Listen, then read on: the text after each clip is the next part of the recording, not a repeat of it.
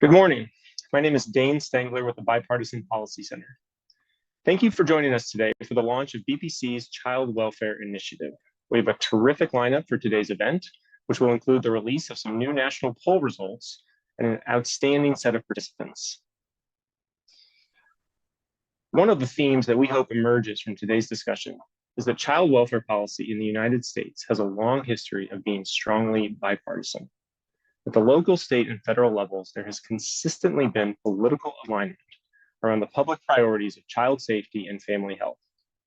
Our goal with the Child Welfare Initiative is to extend and strengthen that bipartisan consensus to find shared vision among ideological divisions. We can all agree that child welfare systems play a vital role in strengthening families and protecting children. It is in our collective interest to ensure that those systems are governed by effective bipartisan policy centers. Bipartisan policies. Our mission at the BPC is to work with public and private stakeholders across the entire political spectrum, bringing evidence-based research to bear on tough policy challenges. The Child Welfare Initiative will be informed by some of our existing portfolios of work in areas such as housing, health, and early childhood. We look forward to hearing from all of you after today's event and hopefully working with you on this important mission. And now, to take us forward and to lead today's discussion, I am delighted to turn things over to my colleague, Rob Geen, who is helping lead the Child Welfare Initiative. Rob? Thank you, Dane. And thank you all for joining today's launch event. We have a wonderful program planned for the next hour.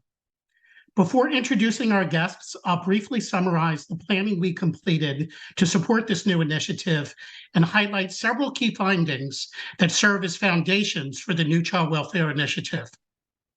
Over the past 9 months, the BPC Initiative team conducted a thorough assessment of the child welfare landscape.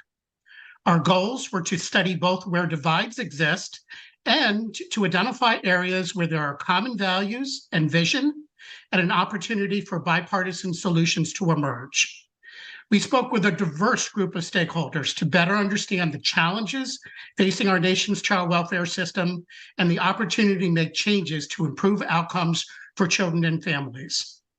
We put a high priority on learning directly from those who are closest to the day-to-day decision-making in child welfare, those served by child welfare programs, as well as the many professionals who have a role in providing services.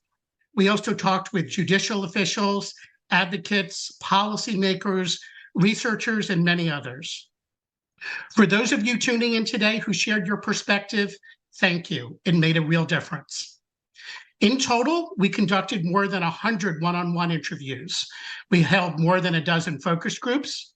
We completed community visits in 2 states.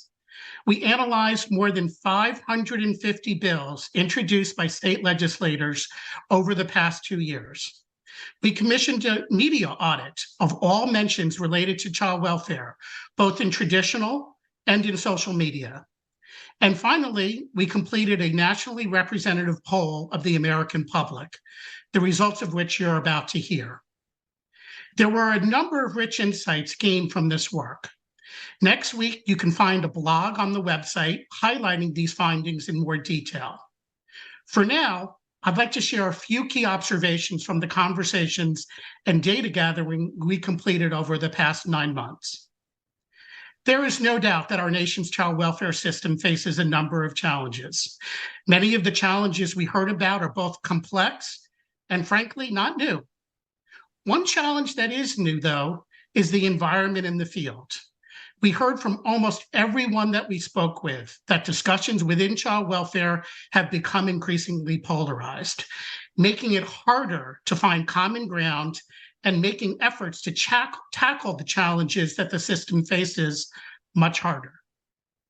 People noted that they see fewer and fewer opportunities to engage in productive discussions with others who view things differently.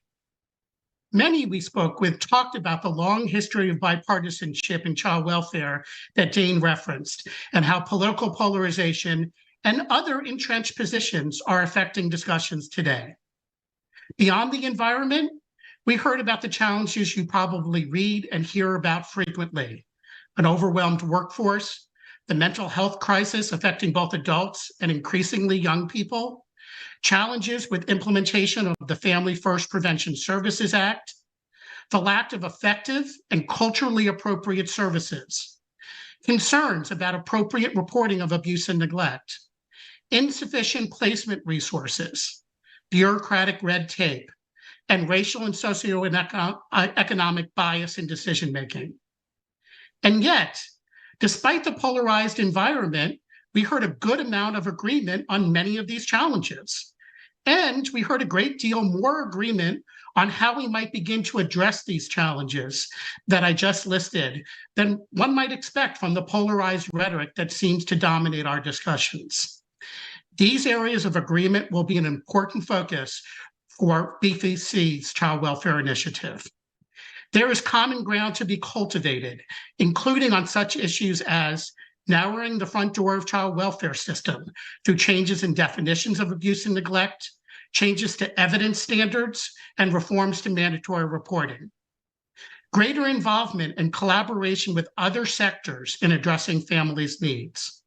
Further scaling up of a kinship care first approach through increased engagement and use of kin as both a temporary and a permanent placement option.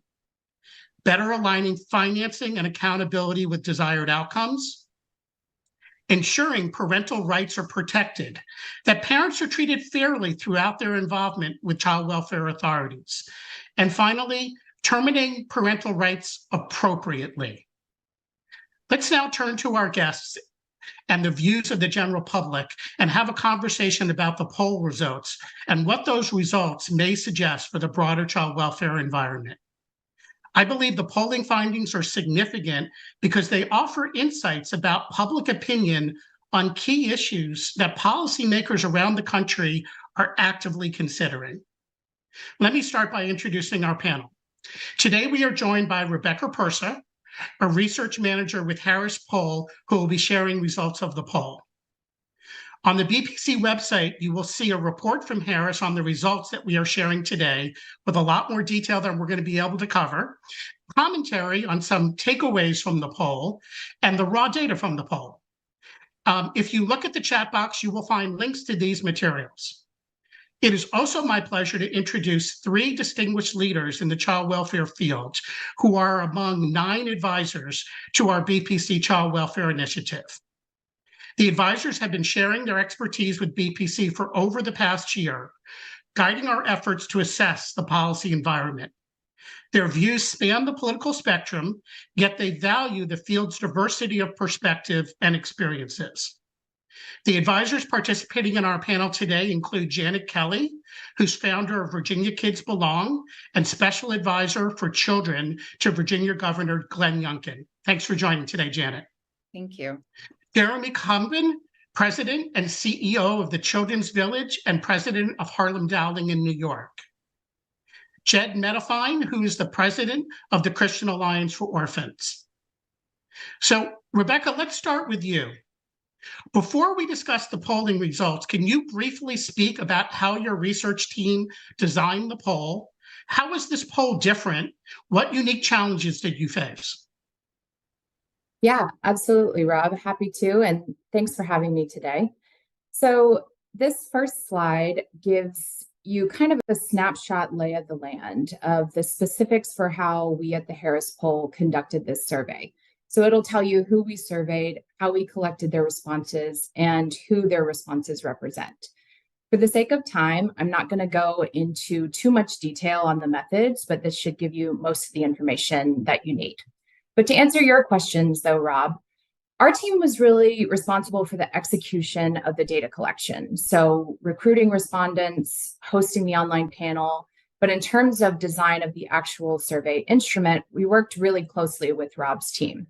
So they came to us with the subject matter expertise and the questions that they wanted answers to. And we came up with that best research approach for getting them those answers. So our job as researchers was to make sure that any question phrasing that we used in the poll was balanced and as unbiased as possible. We were there to ensure that questions were structured correctly and to make sure that we were waiting for representativeness in our full sample.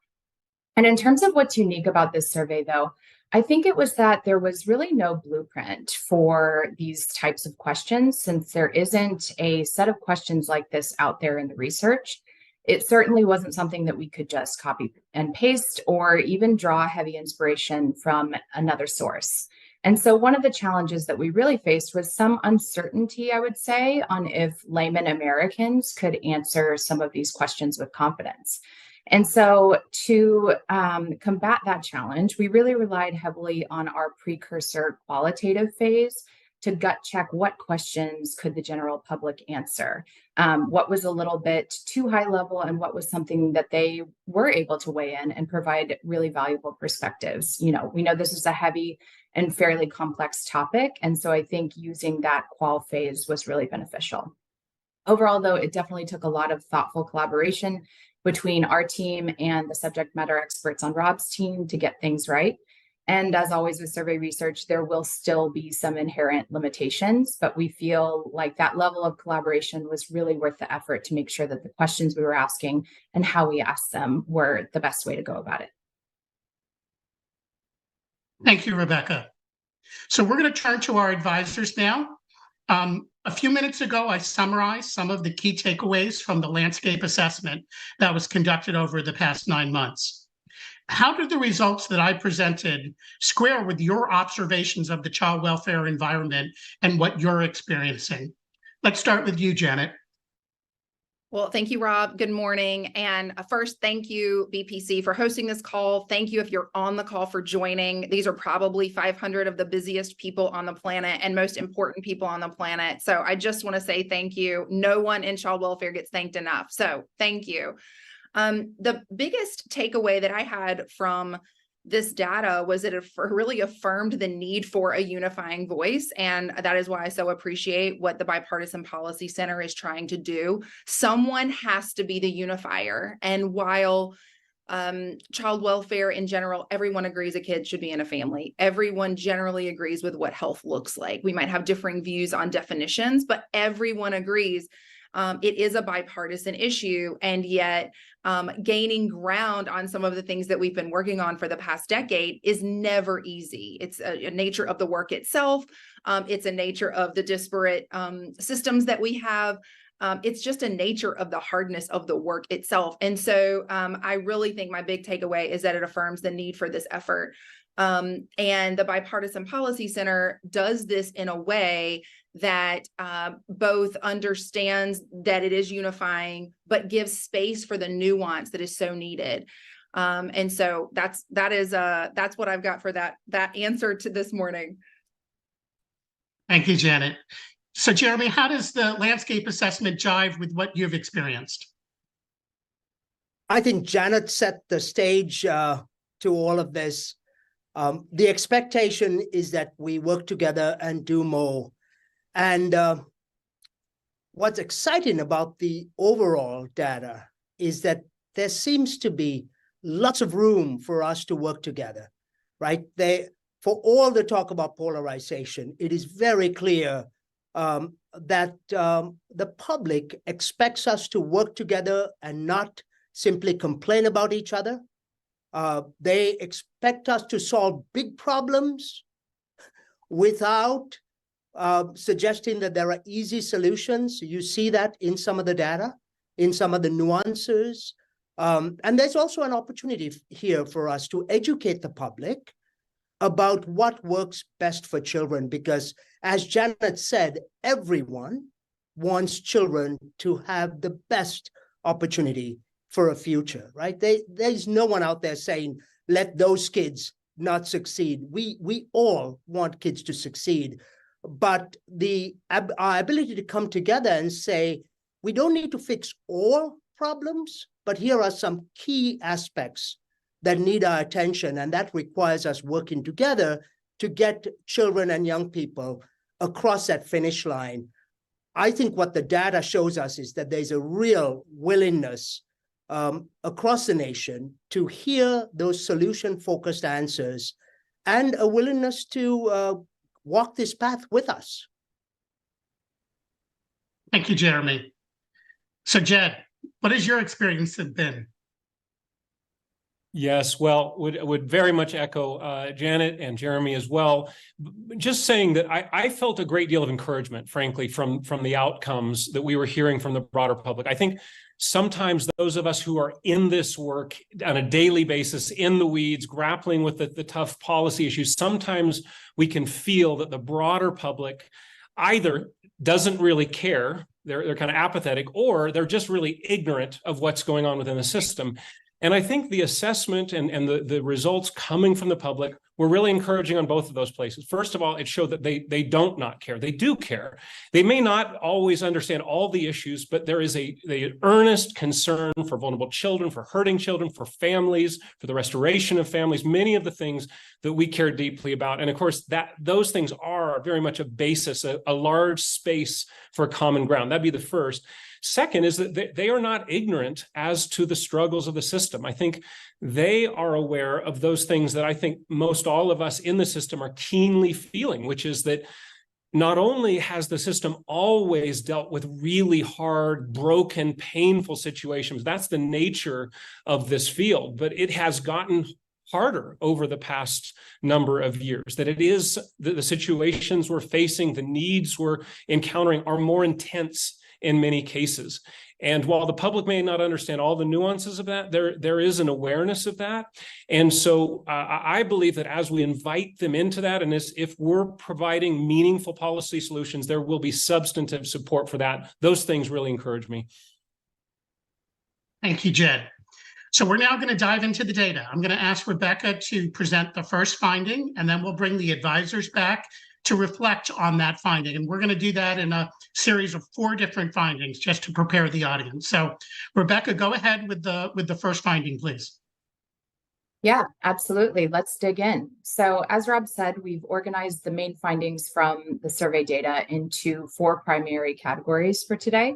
So there are the more comprehensive findings in the full report and the lengthier slide deck if you're interested. But today we're going to kind of focus on some of those heavy hitters. So for each of these sections, we pulled out some of the highlights from the data, and you'll see a few data visuals on each slide sprinkled throughout.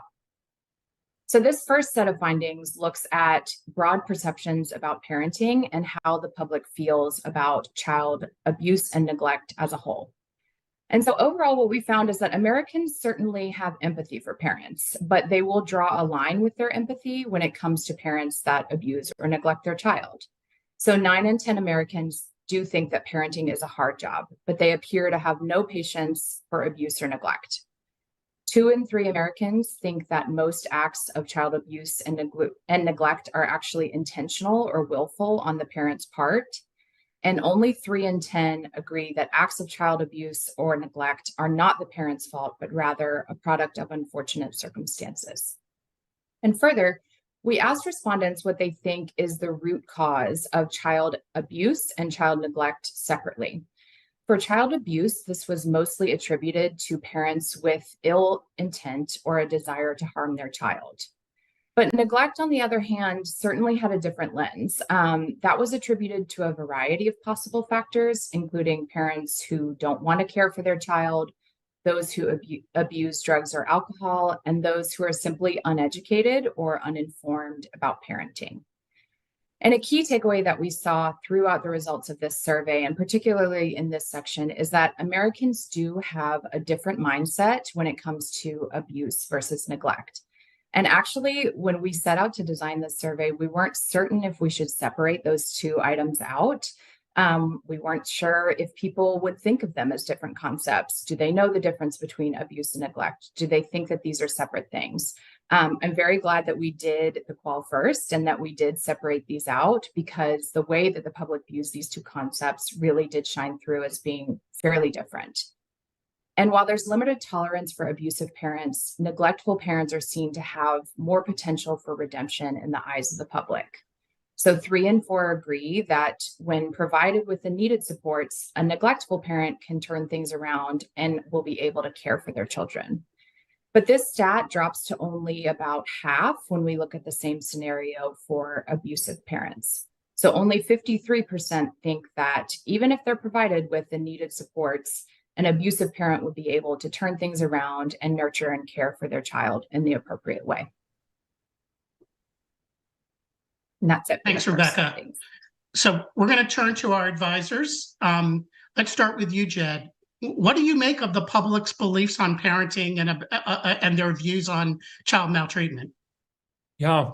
Well, I would say there's a couple data points in there that kind of gave me pause. And frankly, I'd want to dig into them more and ask the public, hey, what did you mean, for instance, when you said that an abusive parent is intending that? Like, I would grapple with that, and I'm not totally sure what they meant. But broadly speaking, when you look at the full gamut of the questions and the answers, to me, there's a great sturdiness, kind of just a stable wisdom to the public, in that, so often in the child welfare space, we can get into tribes either of family preservation and prioritizing that at all costs, or of child protection and prioritizing that at all costs. The public really says, hey, we can hold those things together, and we need to. And I just really appreciate that. I feel like, it is the kind of thing that you would feel for your neighbor's family if you were right next door and you were observing the things. You would say, hey, if there's a child that's being abused or severely neglected, we may need to step in and take meaningful measures to protect that child, hopefully in just a temporary way. There's times when that may be permanent. And we can affirm that on the child protection side. At the same time, they are also saying there is hope for restoration for every family. This is something, of course, that runs deep within my community, the faith community, but it's something I think it's runs deep in the American sensibilities. And I'm glad to see the public still is committed to those two things side by side at the same time. Thank you, Jed. Janet, I see you nodding and smiling, so I think there's some agreement there, but wanted to offer you a chance to weigh in. Sure. Well, I was grateful to see that 9 out of 10 Americans agree that parenting is hard. I don't know what the other 10% are thinking. They've clearly never been parents, but it has never been harder to be a parent. You've got all kinds of threats coming at you. You've got the social media influence on your kids, which every day just seems like that's getting harder. And so good job, America, for affirming that.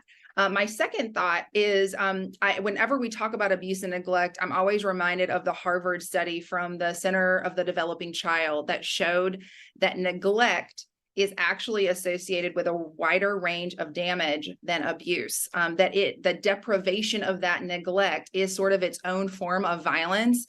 And I remember going through our own trauma training when we were a kinship adoptive family, and I wrestled with that a lot. And I can certainly see both sides of that. And I will let you all read the study. I won't read it and let you form your own opinions. But on that note, I think the third thing is that if I could dig a little deeper, as Jed said, I would say, how much of a role do you think that mental health or behavioral health or substance abuse plays in that abuse and neglect? And I think we could get some really interesting answers. And in Virginia, we've done a lot of work around the intersection of behavioral health, mental health, substance use, and child welfare. We have asked really hard questions about how do we integrate those two? How do we leverage family first to identify parents at risk sooner? How do we make sure that if there are behavioral health concerns in the home that are affecting that abuse and neglect, that we are treating it early and earlier and better? And these things are not easy. It's going to take some time to see those solutions forming, but I think that that's really important. And the last thing I'll say is that I think this just also affirms our need to, at every turn, get more and better trauma-informed care into the community. There's a saying, I know you all know it better than anybody, but hurting people hurt people. That is not an excuse. It's not really even an explanation. It's just a factor that the more that adults can deal with their own trauma and not pass it down to the next generation, the better off that we'll be as a country. Thank you, Janet. Jeremy, at Children's Village, you're seeing these families on a daily basis. So I'm curious how you respond to the public perceptions. Well, I want to start where Janet started. I want to meet the 10% that I'm the dad of 4, so I want to grow up and be like them because I'm still struggling, and I think my wife is too. But God bless them, man. Love it. They are people that we aspire to be. Look, Janet spoke about substance abuse. I think we want to focus a little bit on this. We need to help the public understand that the big problem with substance abuse is not the lack of love. And this is where, Janet and I might have a longer conversation about the Harvard study. It's not about the lack of love. It's not about the intent to harm. But when substance abuse is involved, and when the drug takes control of the parent, it dulls and compromises the prudent parenting instinct that we as parents promise our children every day. So when that instinct is compromised, our children are exposed to risk, great risk. And that's it, right? It doesn't mean people that are struggling with substance can't be great parents. It means that we need to kind of work on this problem and help them also, and the people that are closest to them that often know about what they're struggling with, help them understand that this is not a lack of love or lack of understanding or lack of deep protection towards your children. It's just that when the drug takes control, your prudent parenting instincts are compromised. End of story. And we should worry about that. We also have to help the public understand the difference between neglect and abuse. And I think private agencies and government, we all need to own this problem. We haven't done this well. I know the Bipartisan Policy Center is now going to be using the language neglect and abuse, not abuse and neglect. But we have for 25 years talked about abuse. And I think, honestly, it's easier to fundraise when you talk about abuse, because then you kind of can touch on some of the issues of race and class, stereotypes and tropes that some parents are not fit to be parents, that they always pose a greater risk, right? So if you're a poor parent, if you're a parent of color, I mean, these are things that we have to work on in the United States. And, I want to, Jed's phrase, the American sensibilities here is that we can work through this, that, we aspire to be way greater than what the misconceptions are, and we can get through this and do better. I'm sure the audience will get frustrated because we're just scratching the surface, but I know that we have other data to share. So Janet, you're going to jump in on in a little bit on the next one. I'm going to turn this over to Rebecca to go through the next slide of data, and then we'll bring the panel back again. Perfect. So this next set of findings is around how the public thinks the welfare system should operate, specifically when it comes to intervention and investigation. And overall, Americans think that the system should play it safe. So they lean towards authorities investigating every report, even if that means that some parents will be investigated unnecessarily. So this is actually the first of a series of spectrum questions, and we used quite a few of these throughout the survey. And what you'll see on the right-hand side is the setup of those questions. So for these, we basically asked which side of this spectrum, so between X and between Y, which of these most closely aligned with the respondents' view on how the ideal welfare system should operate, in this case, specifically when it came to investigations. So you can see here on the left-hand side that 61% of Americans think that the system should err on that side of caution and they should investigate every report, versus the 36% that think that only the system should only investigate reports with compelling evidence. We also presented respondents with 9 different scenarios that could possibly warrant intervention, ranging from those with obvious evidence of physical harm, like cuts and bruises on a child, to when a child is left home alone, unattended regularly, to even a child whose family is experiencing homelessness. And in most of these scenarios, and almost all of these instances, the public believes that when there is evidence of abuse and neglect, that should warrant investigations from authorities. They're a bit less clear on what should happen in cases of homelessness and children with poor hygiene. And they see those as some areas where perhaps a different agency or a community organization could offer support rather than child welfare services investigating the family. So there's definitely a strong support for investigation to be on that safe side. But we also definitely saw some concerns around bias in investigations in the system. So around 3 in 4 Americans agreed that too often decisions on when the system should intervene in a family are influenced by some of those socioeconomic and poverty biases. And 6 in 10 said the same for racial biases. And it was also very clear that evidence matters too. So 6 in 10 Americans say that they would need either firsthand knowledge or a really strong reason to suspect that a child has been or is being harmed to feel comfortable filing a report themselves to the welfare system. And a similar proportion, so another 6 in 10, think that authorities should also need that same amount of evidence. So they would need a report detailing either firsthand knowledge or a very strong reason to suspect that a child is being or has been harmed in order to justify intervention. So I'd love to hear from the panel their thoughts on this section of findings.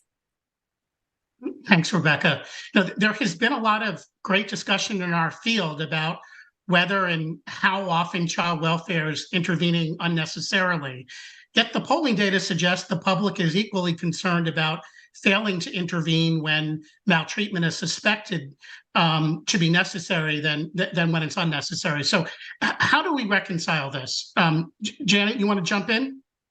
Sure. Well, this goes back to Jed's point about that balancing act, that child welfare is just one big balancing act of trying to balance child safety and family preservation. And whoever can figure out the absolute correct balance in every single family situation, please let me know, because we could make a lot of money together. I think the only other couple of things I would say on this is the affirming the evidence of abuse or neglect. I think that when that evidence happens, that's a really good way to push back against those whatever biases may be there. And of course, most biases with all of us are unconscious or subconscious, and so you don't even know that they are.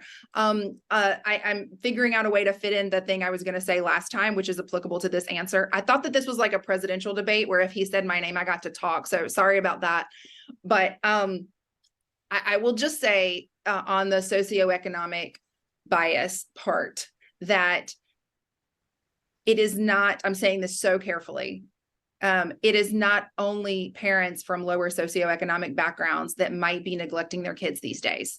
There is an entire phenomenon known as phubbing, where parents are on the phone too much. I am guilty of it. My own kids, heck, even my dog, puts his hand on my leg when I sit down at the end of the day and I'm on my phone. And so I know that might not raise to the child welfare definition of neglect, but I think it's an important thing to consider as we are talking about child welfare holistically. Thank you, Janet. Jeremy? Well, start with Janet for president, and then she could interrupt me anytime. Janet is right on this. There's a lot more to do. And what we need to remember, though, is that child welfare investigations typically target some families, not all families. So those who are poor and those who, that means poor white and poor Black and brown, are disproportionately impacted by child welfare investigations. And I think the opportunity here with the public is to remind the public that child welfare investigations are not surgical procedures. They're not arthroscopic surgery. They're not easy. They're not precision. They are difficult on families. They come with public shame and self-esteem. Who amongst us as parents would want to be questioned about our love and care for our children? I haven't been through that, but I can't imagine what that must mean to go through that. And here is something that I want the public to know. And I've been doing this work for over 20 years now on the front lines. And I can tell you with absolute confidence that while family is not perfect, mine wasn't, and mine isn't. All the parents I meet, even the ones that have been engaged in abuse, terrible abuse, communicate a love for their children. It's rare that I meet someone that doesn't. And most children I meet love their parents. With time and therapy, they may understand the hurt. They may never forgive the hurt, but they love their parents. And I think that is a message that needs to go out to our communities, because that would give us a space to do more. Again, I see Jed nodding, and I'm going to turn to you next. Yes. Well, just I'm resonating with what's been said, and I think we want to first affirm the public in a sense of not saying, hey, they're all misled. That what I think is coming from the heart there is they're saying, you know what, if I'm going to make a mistake, I would rather make the mistake of investigating something that actually didn't need to be investigated than leaving a child unprotected who's being harmed and we didn't actually check in on them. The public is saying they would rather make that mistake. And it's hard to disagree with that.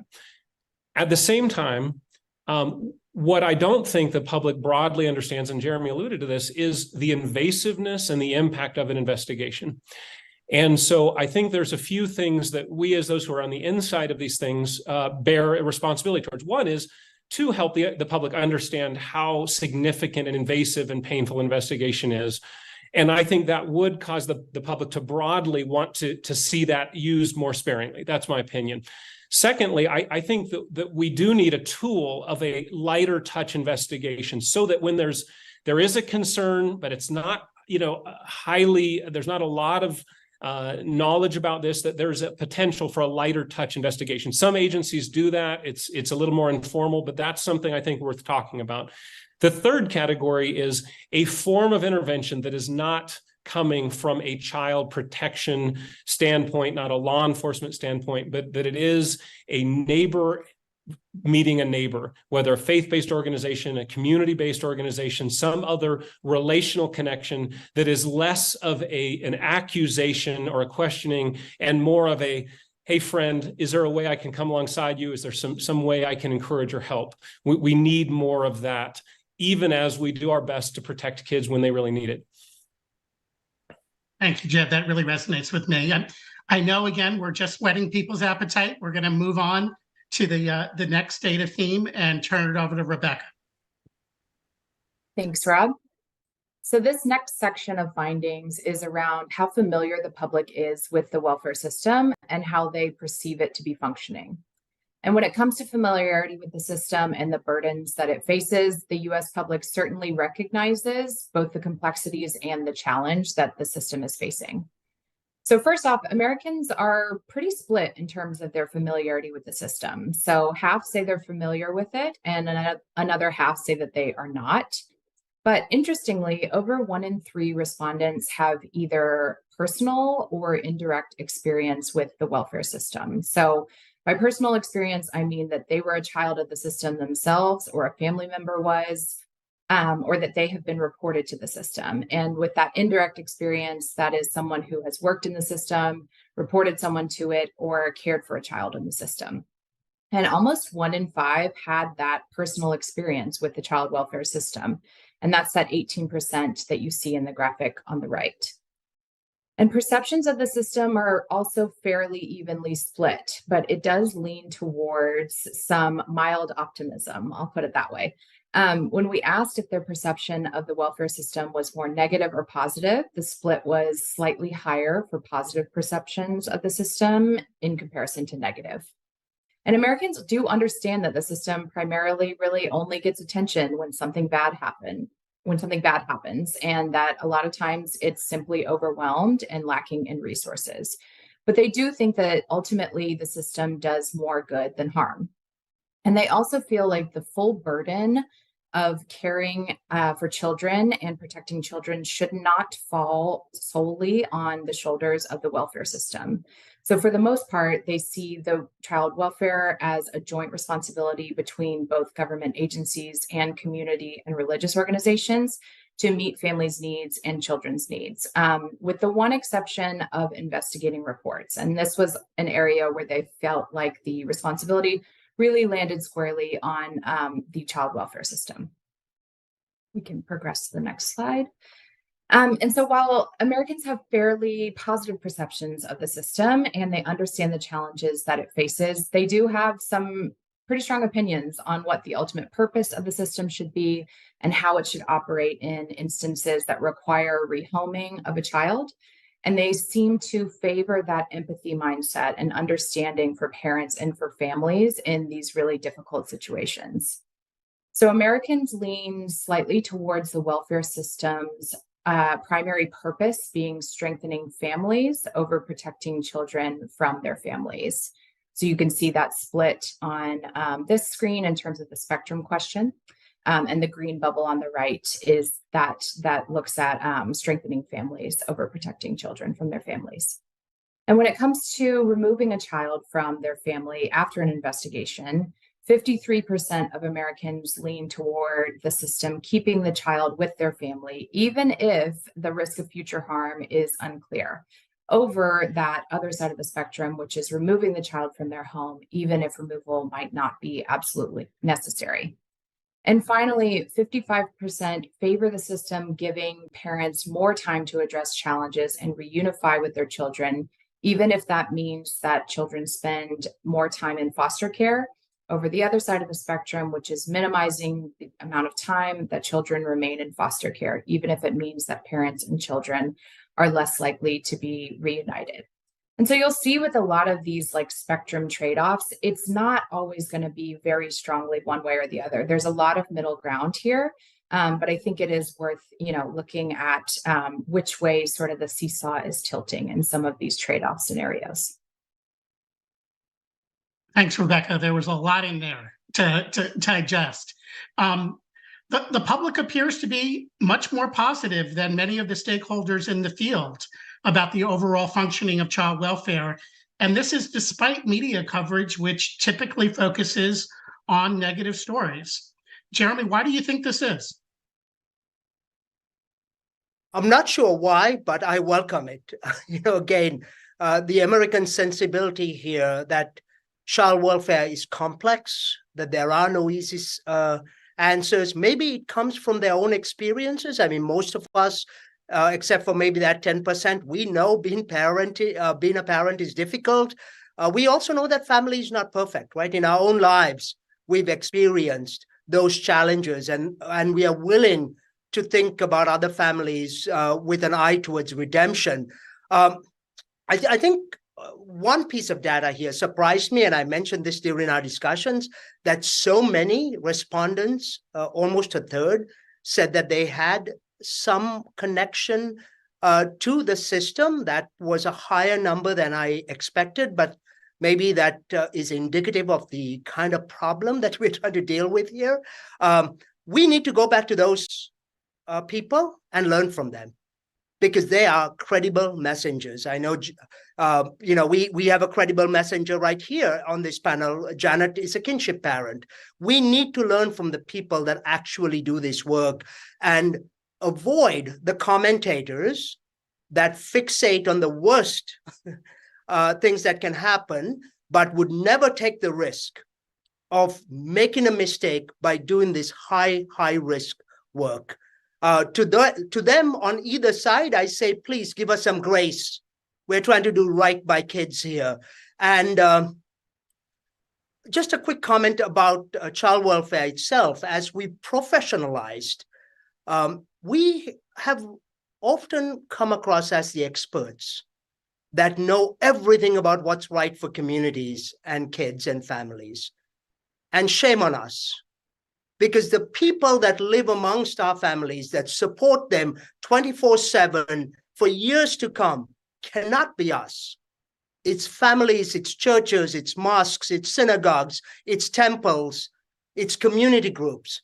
We have not lifted them up and made them part of the solution. That is unfortunate, and that's something that I, as a leader in child welfare, am willing to acknowledge. We've become a system of experts. We need to become people of love that want to go arm in arm and make sure that kids are well taken care of.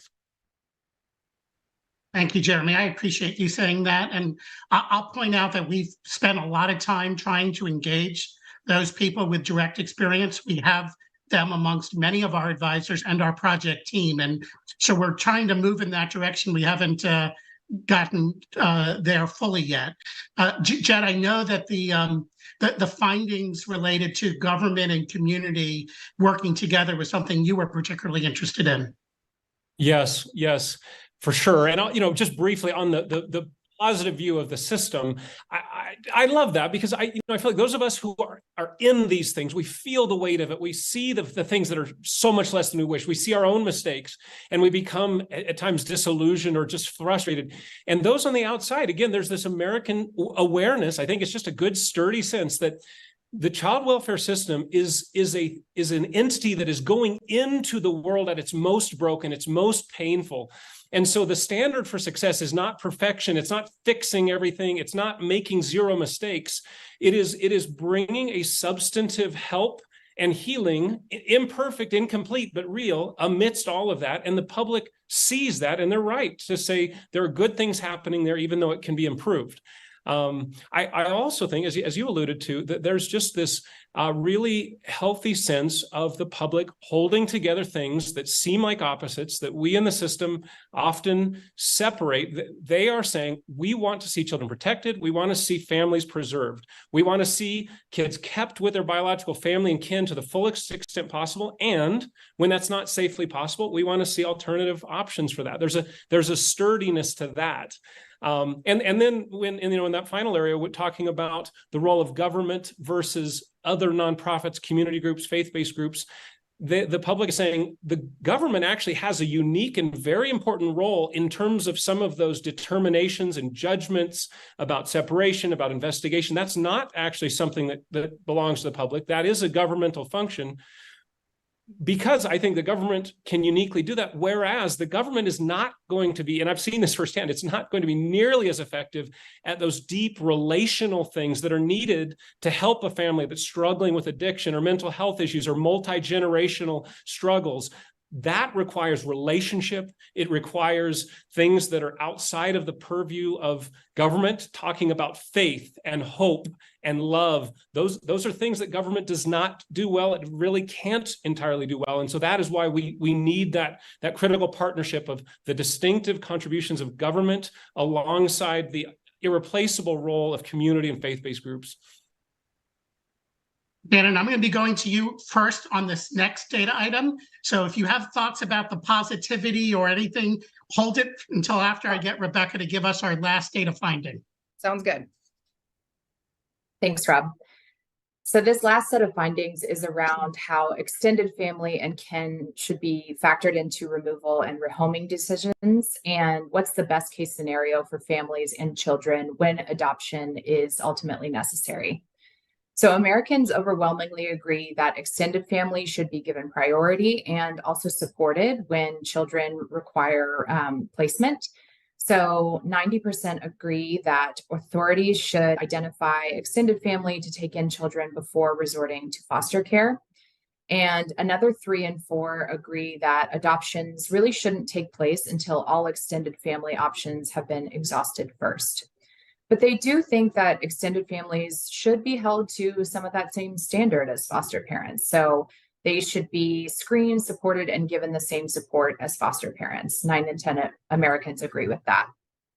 And they also appear to believe in open and ongoing relationships in adoptions. So 7 in 10 think that if an adoption must take place, biological parents should still be able to maintain a safe and ongoing relationship with their children. And only about less than 50%, so 47%, agree that it's best for a child that is adopted from foster care to avoid contact with their biological parents. So again, you're seeing that thread of empathy towards both parents and extended family when it comes to some of these really difficult situations involving child rehoming and ultimately adoption in some scenarios. Thank you, Rebecca. So program leaders in the field consider kinship care a best practice. During the landscape assessment, it was noteworthy that across the board, we heard the same sentiment. But for some of us who have been in this field for a very long time, that was not always the case. Kinship care was not always given a priority. So how do we explain this evolution, this shift, and what more do we need to do to fully take advantage of kinship care, which seems to be an area of consensus? Janet, you have been a kinship provider. I know you're doing work with Governor Youngkin to focus on kinship. Really interested in your perspective on this. Well, thank you, Rob. And I'm still a kinship provider, seems so formal, but we are a kinship family. Our son is 13. We've had him for 11 years. And after everything, in the interest of time, everything I've seen in this, I'm not a social worker. I did not come up through this field for any other reason than my own personal story. And then the veil was lifted and I said, oh my goodness, and met wonderful people like many of the leaders on this call, and they were gracious enough to bring me in. So I will say this with every fiber of my being. I believe that kinship care is the only way out for us as a child welfare system in the country. I'm going to say it really plainly and simply, and let Jed and Jeremy hopefully affirm that in their own ways. And then secondly, I believe that the only way to have kinship success goes back to the last question, which is through those public-private partnerships with other nonprofits and faith communities. I say that for three reasons. One, this problem is simply too big for government to solve on its own. We cannot support, from the government side, cannot support every birth family that needs help, every bio family, or every kinship family. We can't even really support the foster families that are in this space well. And so going upstream, the only way to do that is to bring the army of people in. I also think it's important because the faith and nonprofit world provides the best, I won't say the only, framework for that redemption that has been mentioned several times as a theme on this call. And then also, thirdly, it gives cover to those in the child welfare world when something goes wrong, because you've got a partner that's been walking alongside you in these specific cases, and they can say, I watched this case. That child welfare worker did everything he or she could to make the best out of a tough situation. And I've got you, and I'm going to go to the newspaper and I'm going to tell them that you did the right thing. And don't we all want that as when you all are making hard decisions on the ground? And so the last thing I'll say on this is just as we build those partnerships, you're going to have to be patient with the Pollyannas. And by that, I mean, if you branch out to the community, you're going to have people that are just finding out about this world for the first time, and their eyes are going to be bright and they're going to light up and they're going to say, we have to do something. And burnout, my own burnout, can get in the way of that and say, oh, I've got to mentor this person into a realistic view of child welfare. Have patience with those Pollyannas. I was a Pollyanna and people had patience with me. And now I hope that I am a good advocate for these kids and families and workers. Wonderful advice. Jed, I'm curious how the faith community thinks of kinship care. Yeah, I think that you would, the Catholic community uses the word subsidiarity, and other faith expressions would have a similar understanding that the best way to solve a problem is start nearby and then move out from there as necessary. And, in the case of a child whose biological parents are struggling, maybe they're struggling with addiction, maybe there's whatever the issue may be, there's a sensibility, I would say, within the faith community. Start with the next circle out. That would be, aunts, uncles, grandparents, and then go from there to the next circle out. Maybe there's fictive kin, people who have been involved in that child's life, a loving teacher, a mentor. And so I feel like that is something that is very natural to the faith community. I think, frankly, it would be more natural in America, aside from the fact that we as the child welfare system have sometimes pointed in the other direction. This is actually something my work also, is with organizations and churches working all over the world in many different cultures. And in most of these places, that is the go-to, right? If biological parents cannot care for a child, there is a social expectation that the aunts and uncles and cousins and grandparents will be a part of the solution. And only in the most dire of circumstances do you then go to other situations. And I think that's something that Americans would want to be the case. That doesn't mean that kinship care is always going to be the solution. And, I would add the caveat there that, if we're blindly saying this is the only solution, we might put the child in a very bad place just because someone happens to be related to them. That's not what we're saying. What we're saying is we move in these concentric circles, and that can be an overall paradigm that I think most every American could agree to. Jeremy, I'll give you the last word. I know Children's Village works extensively with kinship families. We have agreement that we should be supporting them. What more do we need to do? Janet is right. Jed is right. Janet is right that government doesn't have the solution here. We've got to go to community. Jed is absolutely right. Fictive kin is a group that we need to focus on. What we need to do more here is look at our teenagers. We are doing a very good job of getting young children into kinship homes. We are leaving our teenagers behind. They deserve love and belonging, and we can't take our eyes off them. Thank you.